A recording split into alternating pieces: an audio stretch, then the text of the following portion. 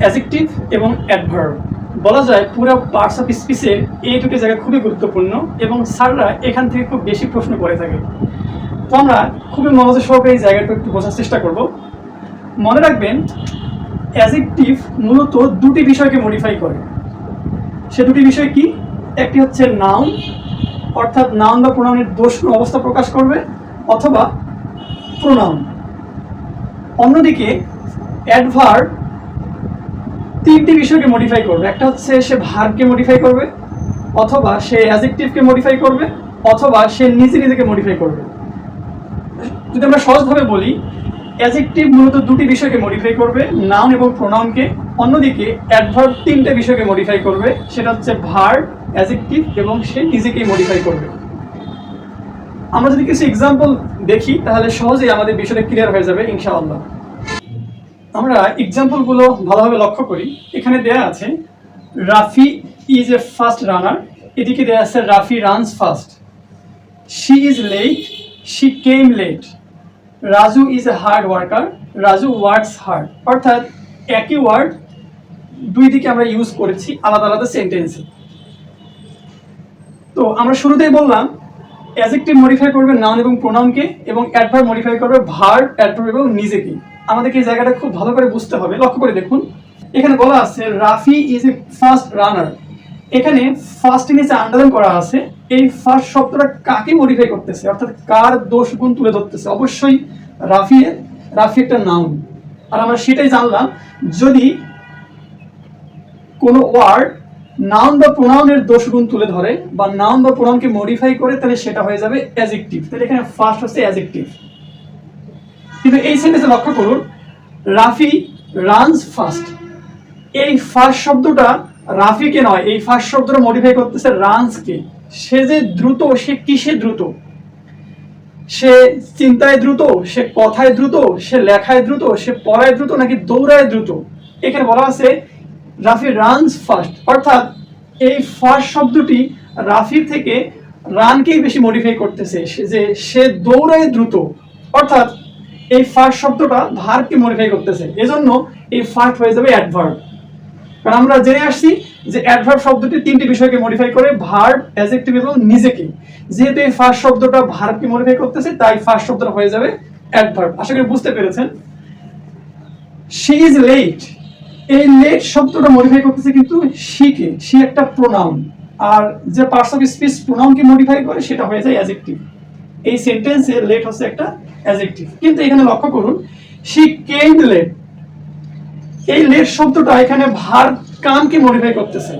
সে যে দেরি, কিসে দেরি? খাওয়াতে দেরি, দেরি যাওয়াতে দেরি, ঘুমাতে দেরি, নাকি আসাতে দেরি?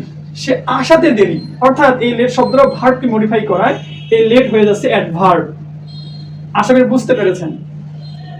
3 নম্বরে Raju is a hard worker. এই হার্ড শব্দটা রাজু নাউনকে মডিফাই করতেছে, তাই এটা হয়ে যাবে আমাদের অ্যাডজেক্টিভ। অন্যদিকে রাজু ওয়ার্কস হার্ড, রাজু কাজে পরিশ্রমী। অর্থাৎ এইখানে হার্ড শব্দটা ভার্বকে মডিফাই করতেছে, এজন্য এটা হয়ে যাবে অ্যাডভার্ব। একইভাবে স্বাধীন স্পিক্স সফটলি, এই সফটলি শব্দটা মডিফাই করতেছে স্পিককে। সে কিসে নরম? সে কথায় নরম। অর্থাৎ এখানে স্পেসিফিক ভাবে ভার্বকে মডিফাই করায় এখানে সফটলি হয়ে যাচ্ছে অ্যাডভার্ব। একইভাবে হি বিকেম রিচ ওভারনাইট, সে রাতারাতি ধনী হয়ে গিয়েছিল। এই ওভারনাইট শব্দটা মডিফাই করতেছে বিকামকে। সে কি হয়েছিল? আশা করি বুঝতে পেরেছেন। ওভারনাইট হচ্ছে এখানে adverb. Man can not live alone, এই অ্যালোন শব্দটা ভার্বকে মডিফাই করতেছে, যে মানুষ কি একাই করতে পারে না, বেঁচে থাকতে পারে না, বা বসবাস করতে পারে না। এখানে অ্যালোন হচ্ছে অ্যাডভার্ব। এক কথায়, যদি নাউন বা প্রোনাউনকে মডিফাই করে সেটা অ্যাডজেক্টিভ, আর সেটা যদি ভার্ব, অ্যাডভার্ব বা অ্যাডজেক্টিভকে মডিফাই করে সেটা হয়ে যাবে অ্যাডভার্ব। আশা করি বুঝতে পেরেছেন। আরেকটা আমরা মজার বিষয় দেখব,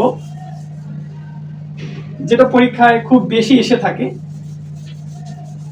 প্রিয় শিক্ষার্থী বন্ধুগণ, এখানে আমরা বেশ কিছু এলওয়াই যুক্ত ওয়ার্ড লিখেছি।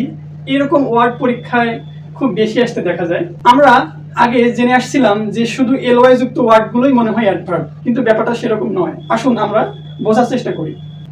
যদি এরকম হয়,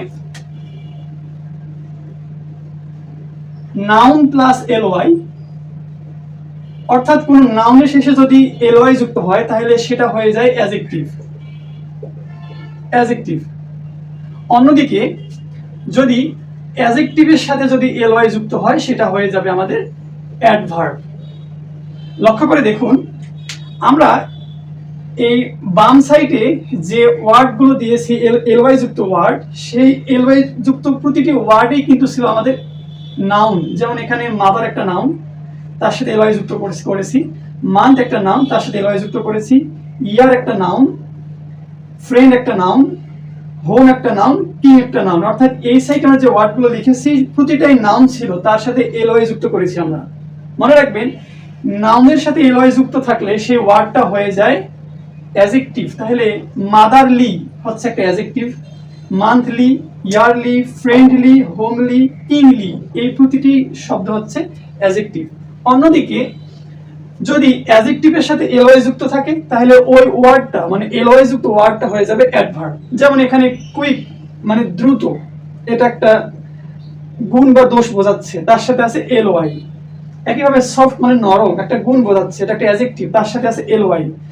কমন মানে সাধারণ, একটা গুণ বোঝাচ্ছে, তার সাথে এলওয়াই। শর্ট মানে ছোট বা খাটো, তার সাথে এলওয়াই। ফাস্ট মানে দ্রুত, তার সাথে এলওয়াই। অর্থাৎ এখানে প্রতিটি অ্যাডজেক্টিভই আছে এবং তার সাথে এলওয়াই যুক্ত করা হয়েছে।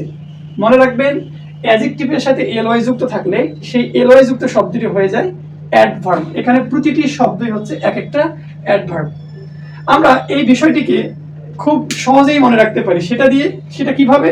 সেটা হচ্ছে একটা কোড ইউজ করে। কোডগুলো কিরকম আমি যদি আপনাদেরকে বলি যে আমরা যে 8 প্রকার পার্টস অফ স্পিচ জানি, প্রতিটা একটা করে কোড আছে। সেই কোডগুলো কি? নাউনের কোড 1, প্রোনাউনের 2, অ্যাডজেক্টিভের হচ্ছে 3, ভার্বের 4, অ্যাডভার্ব হচ্ছে 5, প্রিপজিশন 6, কনজাংশন 7 এবং ইন্টারজেকশন হচ্ছে 8। তাহলে আমরা লক্ষ্য করে দেখি, এই মাদার শব্দটা কি? নাউন, তাই না? নাউনের কোড কত? নাউনের কোড 1। নাউনের কোড হচ্ছে 1, তার সাথে এলওয়ে কয়টা লেটার আছে? 2টা লেটার। তাহলে কত হলো? 3। 3 কার কোড? 3 হচ্ছে অ্যাডজেক্টিভের কোড, অর্থাৎ মাদারলি হচ্ছে অ্যাডজেক্টিভ। একইভাবে ফ্রেন্ড, ফ্রেন্ড একটা নাউন, নাউনের কোড হচ্ছে 1, তার সাথে আছে এলওয়ে 2টা লেটার আছে, মোটে হচ্ছে 3।